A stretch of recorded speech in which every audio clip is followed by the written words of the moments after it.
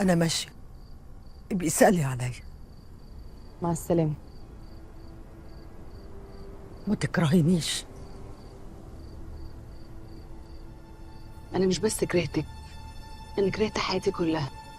ما تقوليش كده حبيبتي، النبي ما تقولي كده. أنا كل اللي عملته كنت عايزة أحافظ عليكي. هو ايه حوار احافظ عليكي ده؟ انا مش صغيره عشان كله يقول لي الكلمه دي.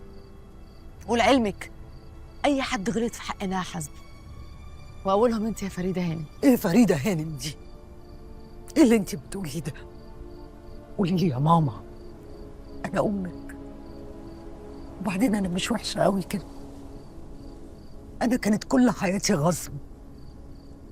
أبوكي اتجوزني غصب، وأهلي وافقوا عشان فلوسه وخسرتهم. وخسرت الراجل الوحيد اللي حبيته. أبوكي جابني البيت ده وحبسني هنا، معيش جنيه. ما سألتيش نفسك ليه فريدة هانم ما عندهاش حساب في البنك؟ وانت بقى كده مظلومه؟ ما هربتيش ليه طالما هو وحش قوي كده؟ حاولت كتير، بس ما كانش عندي فلوس عشان أعيشكم عيشة محترمة. لو كان عندي فلوس ما كناش زماننا قاعدين كده. شيرين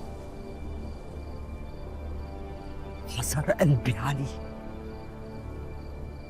خده وخلى صورة طبقا الأصل منه، نسخة. حاولت أنبهه كتير لكن خلاص ما بقاش فاضل لي غيرك.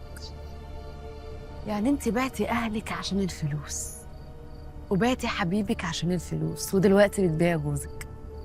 ما طبيعي يعني هتبيعني في اي وقت. اللي انت بتقوليه ده كانش عندي اختيارات. قلت لك كل حاجة كانت غصب. محدش بيعيش 30 سنه من عمره غصب عنه. في الأول أنت وافقتي بمزاجك، ودلوقتي محدش ضربك على إيدك عشان تتفقي مع واحد غريب إنك تخلصي من جوزك. انت مصرة تظلميني رغم اني كنت متخيلة انك الوحيدة اللي هتقفي جنبي. انت محدش ظلمك، انتوا كلكم اتظلمتوا بمزاجكم الا انا. انا الوحيده اللي خسرت كل حاجه من غير ما حد يخيرني. انا مش عايزه اشوفكم تاني، انا كرهتكم. انا هاخد الواد الغلبان ده وهمشي من هنا، ويا ريت بقى تنسوني، اعتبروني مت. لا، انا خلاص ماشية. تخرجي تتبهدلي، ابوكي مش هيخرج من القضية، وكل حاجة هتبقى بتاعتك. انا مش عايزه منكم حاجه. انا عشت عمري كله بسمع اني مش شبهكم. كنت بزعل وبتضايق قوي لحد النهارده. لحد النهارده بس اكتشفت ان اكبر مكسب ليا اني ما طلعتش شبهكم. واتمنى من كل قلبي حكايتي تخلص زي الافلام، واطلع بنت اب وام تانيين، اب وام يحبوني بجد ويخافوا عليا بجد، مش القرف اللي انا عايشه فيه ده.